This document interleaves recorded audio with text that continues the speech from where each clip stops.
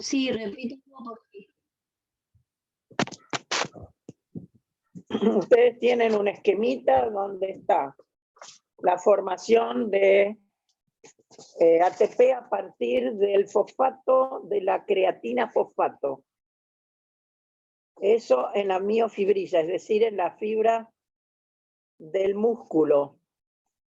Ese ATP va a ser usado en la contracción y la creatina vuelve al interior de la mitocondria, donde se va a fosforilar otra vez, utilizando ATP, pero el ATP está dentro de la mitocondria, el ATP no sale. ¿Está claro eso? ¿Se entiende? ¿Se entiende cómo funciona?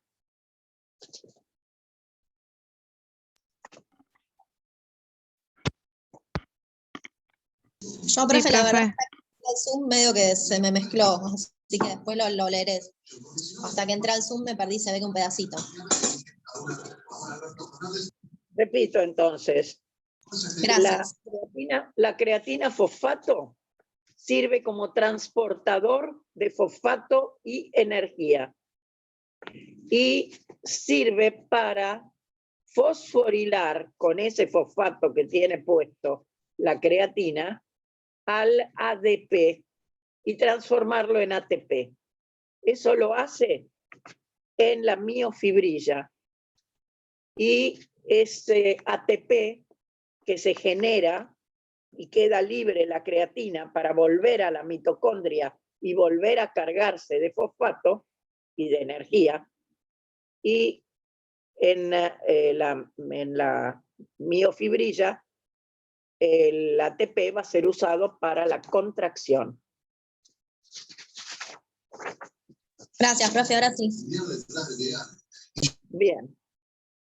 El otro tipo de moléculas que también se forma a partir del nitrógeno es la porfirina. Tanto la porfirina como los pigmentos biliares y en los vegetales los pigmentos fotosintéticos y las clorofilas. Las porfirinas, ¿para qué sirven? Para formar el hemo, para la hemoglobina, la mioglobina, los citocromos y otros compuestos que también tienen la misma estructura, es decir, de tetrapirrol cíclico. Las porfirinas en los vegetales, mejor dicho, en las plantas, se forma a partir del glutamato, el alfa-cetoglutarato, etcétera, hasta llegar a un compuesto que se llama ácido delta-aminolevulínico.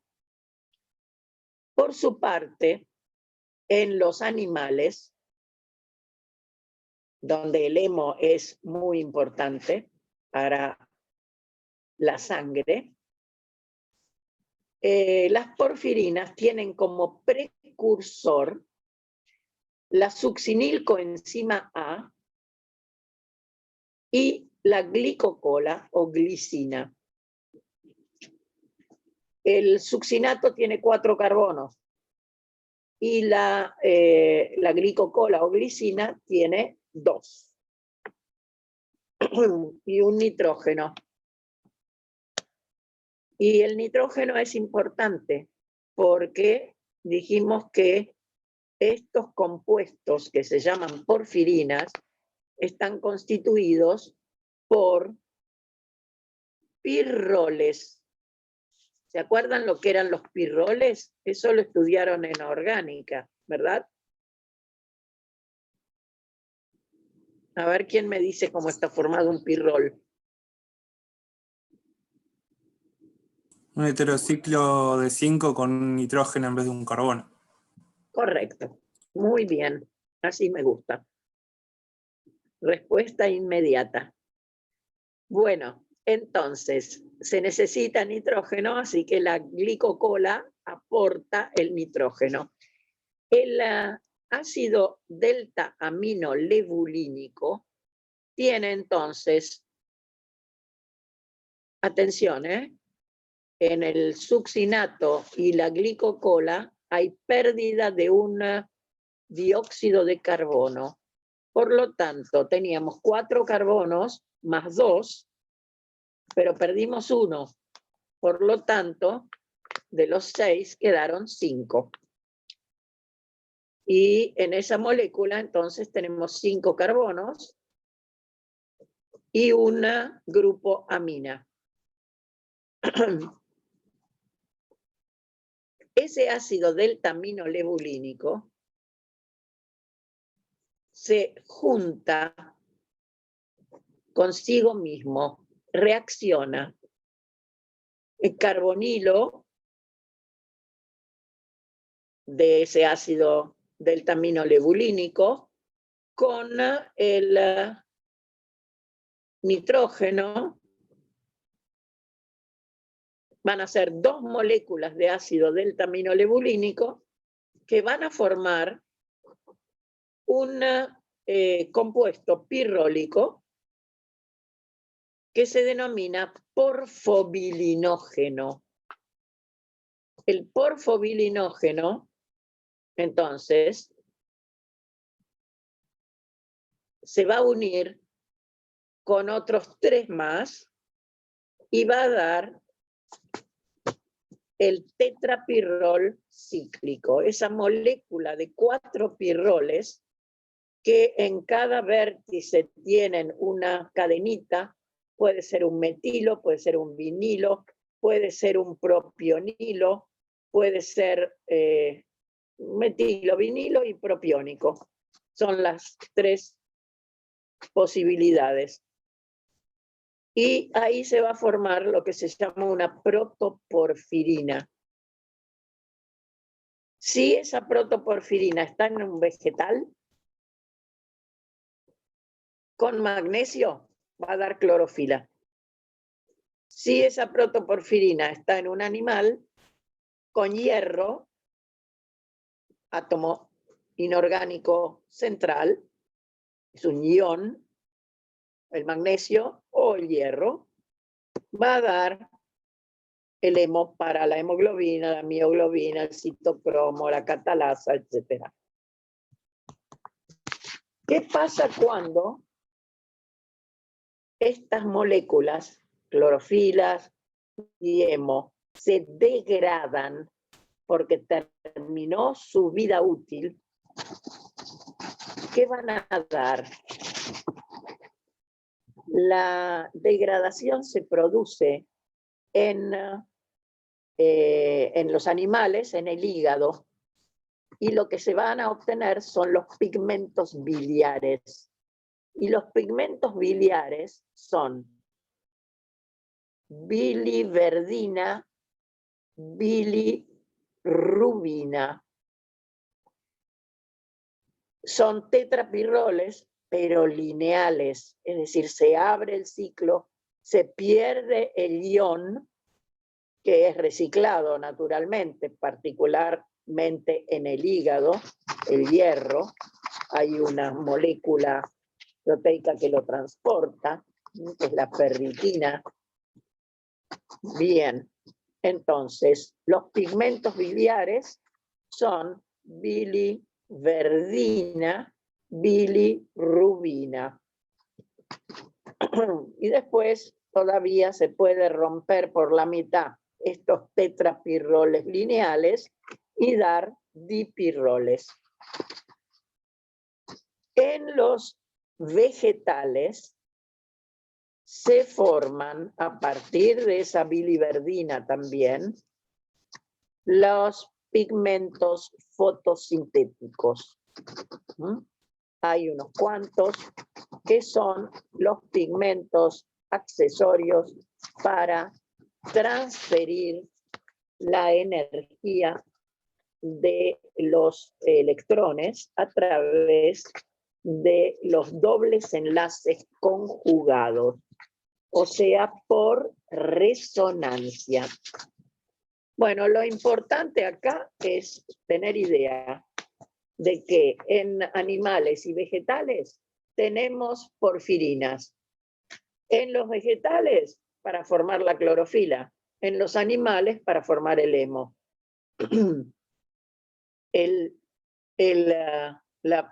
Digamos que todo el proceso de generación del tetrapirrol cíclico es prácticamente el mismo, tanto en los vegetales como en los animales. O sea, los precursores son diferentes, pero la biosíntesis de las porfirinas es la misma. Salvo cuando hay que integrar el átomo inorgánico ionizado, que va a ser el magnesio en las clorofilas y el hierro en el hemo. ¿Cuándo terminó la vida útil de estos compuestos? Esos tetrapirroles cíclicos se abren, se pierde el átomo central y quedan los tetrapirroles lineales. Fundamentalmente el primero es la biliverdina y en el hígado bilirrubina, que de hecho es un compuesto tóxico que se genera cuando hay un hígado que no funciona, por ejemplo, y entonces el individuo se pone amarillo gracias a la bilirrubina, y eso significa que ese compuesto, que es la bilirrubina, que es insoluble en agua, entonces se fija en los medios lipídicos y bajo la piel. Por esa razón, la persona se pone amarilla. En el caso de los procesos de una degradación del hemo muy abundante, también se forma bilirrubina y también se produce un proceso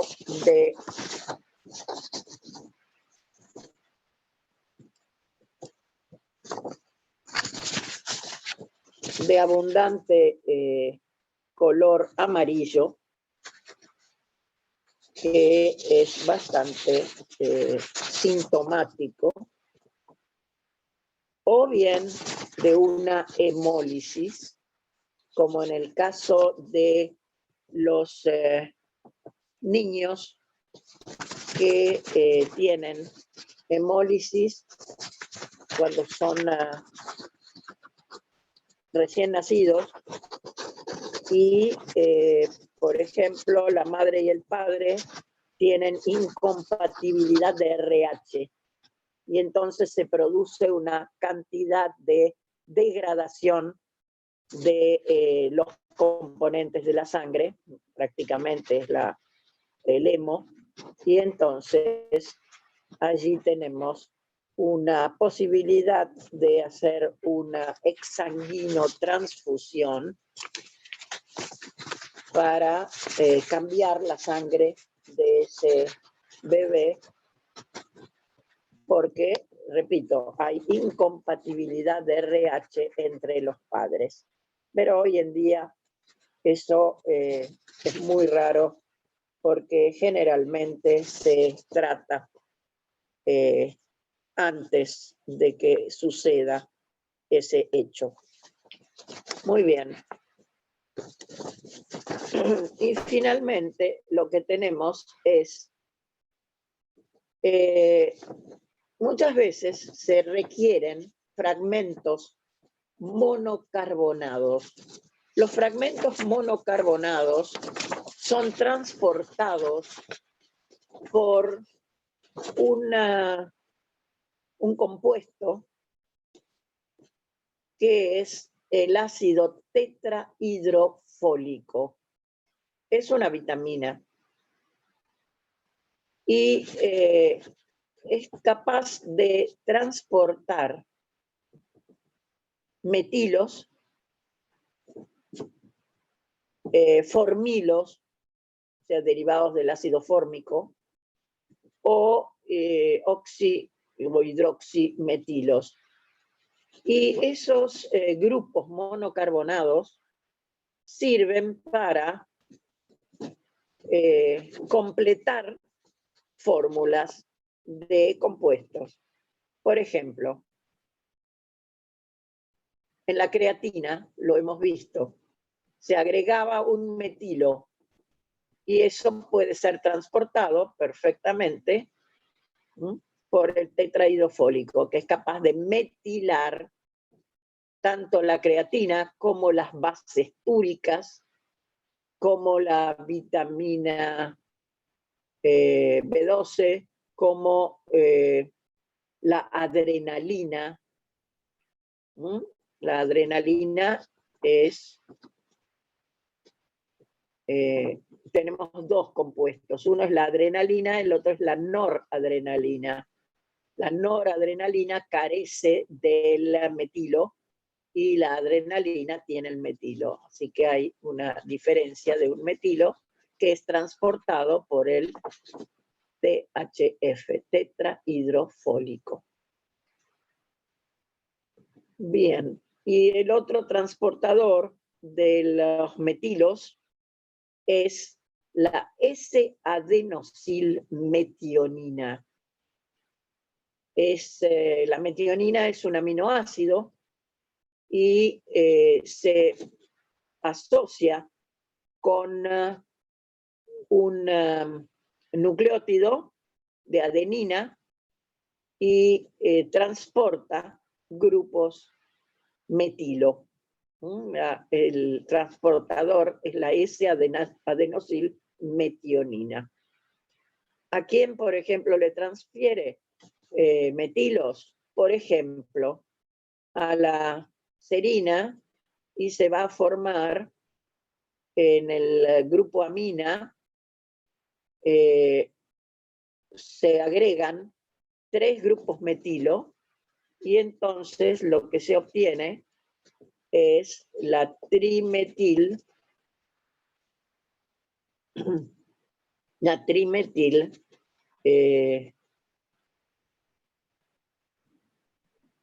tenemos, creo que la tenemos, sí. La trimetilethanolamina. Y esa trimetilethanolamina es lo que llamamos colina. Y la colina era uno de los componentes de los fosfolípidos. Como ustedes ven, hay una enorme cantidad de reacciones donde participan los aminoácidos y los nitrógenos de los aminoácidos. Así que si cuando lo están revisando se les aparece alguna cosa que no recuerdan, me mandan un correo electrónico y yo trataré de aclararles lo que les ha complicado la existencia.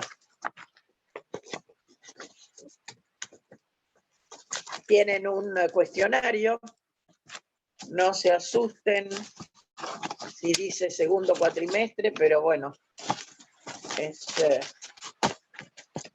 un error que ha salido de casualidad, pero es lo que corresponde a todo este conjunto de sustancias nitrogenadas. Entonces, ¿qué es lo que tenemos?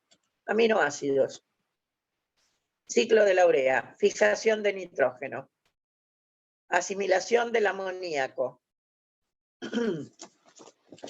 No hemos visto, porque lo voy a dejar para el metabolismo de los ácidos nucleicos, la biosíntesis de las bases nitrogenadas, o sea, de las bases púricas y las bases pirimídicas. Porque como eso lo tenemos que ver en los ácidos nucleicos, no era lógico que lo viéramos ahora. Recuerden que los vegetales tienen no solamente amoníaco, sino tienen la capacidad de utilizar también los nitratos y los nitritos.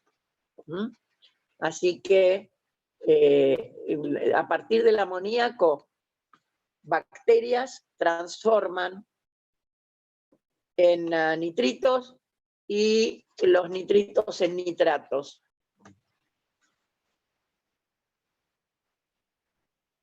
Y eso en el suelo, naturalmente.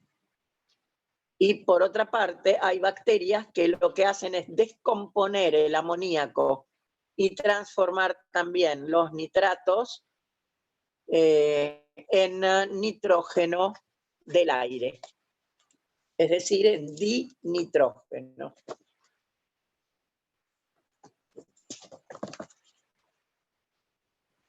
Bien, ¿tienen alguna pregunta después de todo esto?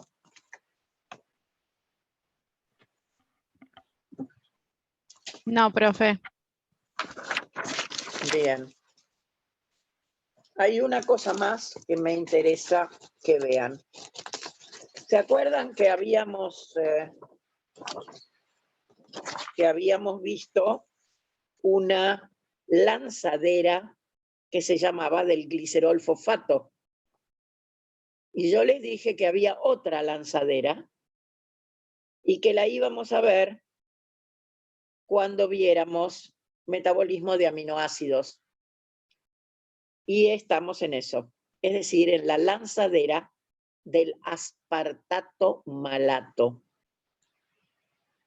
¿Para qué servía la lanzadera? ¿Se acuerdan? La lanzadera del glicerol fosfato, ¿para qué servía?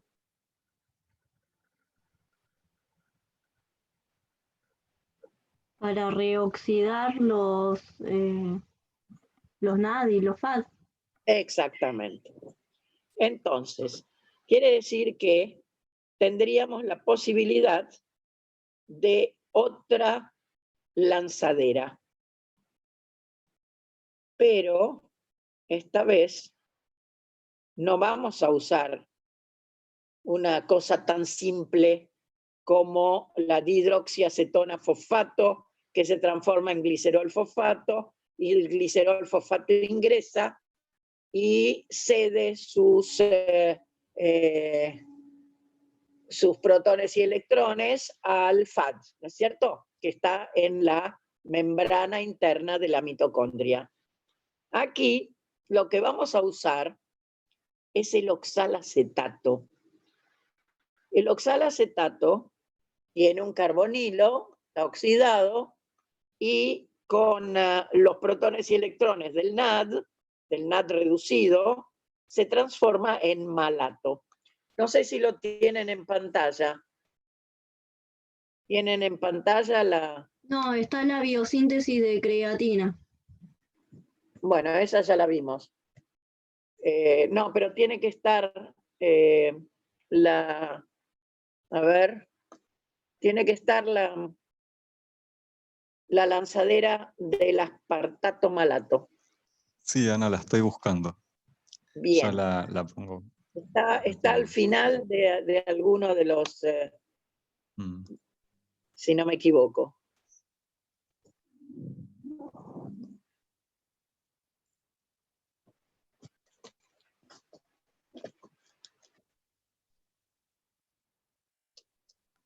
Sí, es una punta que tiene 2 hojas. Exactamente.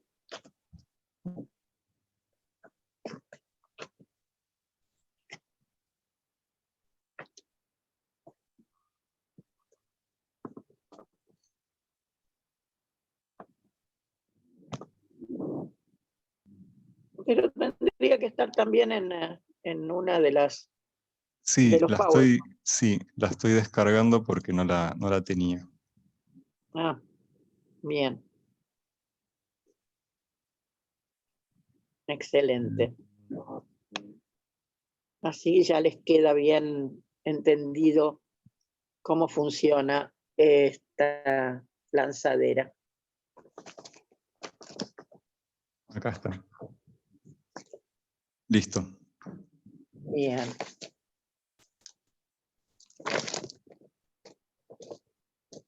Muy bien. Entonces, básicamente, citosol y mitocondria. O sea, citosol es todo lo que viene de del metabolismo intermedio, de la glucólisis o de lo que sea. Y dentro de la mitocondria tienen que transferir los protones y electrones para la cadena respiratoria y conseguir la fosforilación oxidativa. Bien, entonces, Figura piensen, el cuestionario, profe, ¿cómo? que figura el cuestionario en pantalla. Ah, Pero entonces, sí, Debe entonces, ser el anterior. a tiene ver, que estaban juntos. ahí se ve la lanzadera. No se ve el Yo cuestionario. sigo viendo el cuestionario, profe, no Bueno, veo la voy lanzadera. a dejar de compartir entonces.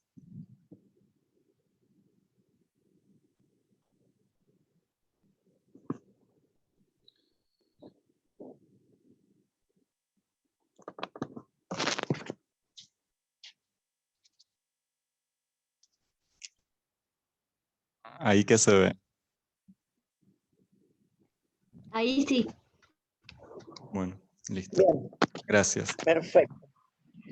Muy bien, Gastón, sos una maravilla. Entonces, estamos en el citosol, o sea, afuera de la membrana externa, y tenemos el NAD reducido, que con el oxalacetato se va a transformar en NAD oxidado y va a ceder protones y electrones a esa molécula de oxalacetato que se transforma por reducción en malato. ¿Están de acuerdo?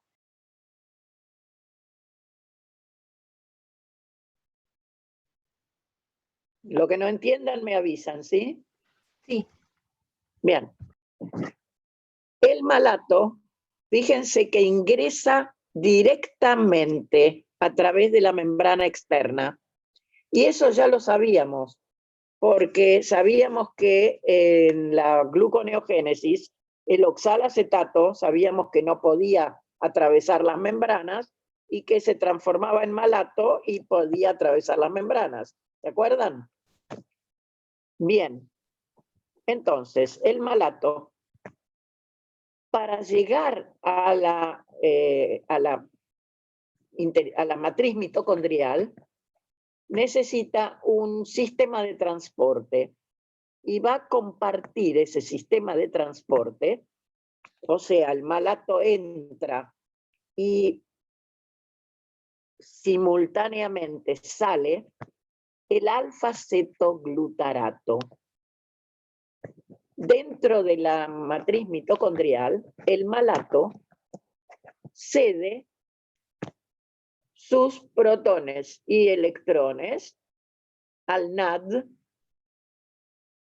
oxidado, naturalmente, que se va a transformar en NAD reducido. ¿Y dónde va a ir ese NAD reducido? A la cadena respiratoria, directo. Quiere decir que tomamos los protones y electrones de un NAD afuera y los descargamos en un NAD adentro. Quiere decir que va a ser el NAD reducido dentro de la mitocondria que va a ir directo a la cadena respiratoria. ¿Y cuántos ATP va a generar ese NAD reducido? 3. Muy bien. O sea que eso es diferente de la lanzadera del glicerol fosfato, porque la lanzadera del glicerol fosfato toma los protones y electrones de un NAD reducido, los ingresa, pero se los entrega ¿a quién? A un FAD. Y ese FAD es el que va a generar solamente 2 ATP. ¿Estamos? Esa es la diferencia fundamental. En cambio acá genera 3. Ahora bien,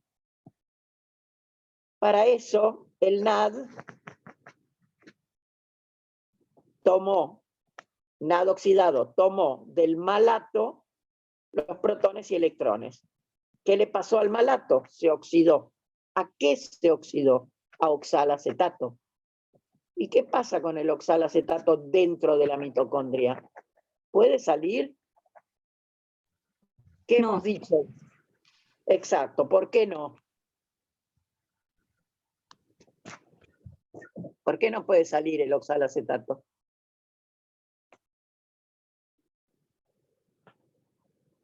A ver si recordamos.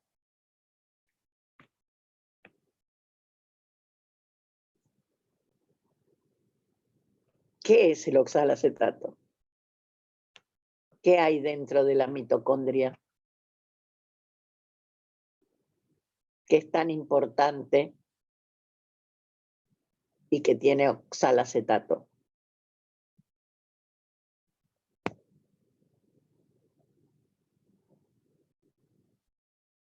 El ciclo de Krebs. Correcto, es el carrier del ciclo de Krebs. Vamos.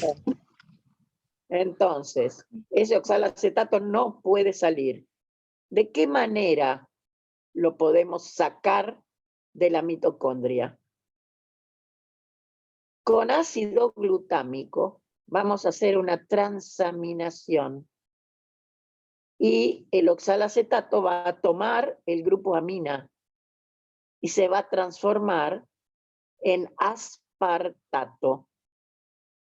Ese aspartato puede salir y va a usar un sistema de transporte que comparte el aspartato hacia afuera y un glutamato hacia adentro.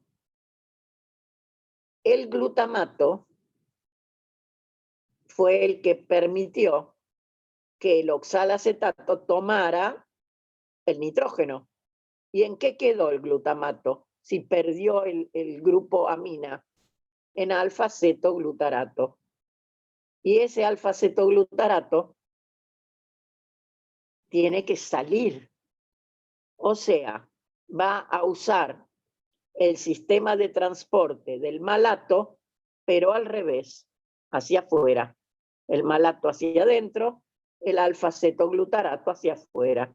El aspartato hacia afuera, en el sistema de transporte de aminoácidos, y el glutámico. ¿Y de dónde salió el glutámico? Afuera, nuevamente, el aspartato se transamina con el alfa-cetoglutarato. O sea, el alfa-cetoglutarato toma el grupo amina, se transforma en glutamato y el aspartato queda como oxalacetato, que es el que participa en oxidar al NAD reducido del citosol. ¿Me siguieron? Sí, profe. Bien. Entonces, ¿por qué se llama aspartato malato? Porque el malato entra y el aspartato sale. El malato, ¿de dónde proviene? Del oxalacetato. Y el aspartato también. Por eso se llama del aspartato malato. Ahora bien, en la membrana interna hay dos sistemas de transporte, uno para aminoácidos y el otro para ceto o hidroxiácidos. En resumidas cuentas, del NAD del exterior de la mitocondria, pasamos al NAD del interior de la mitocondria. Y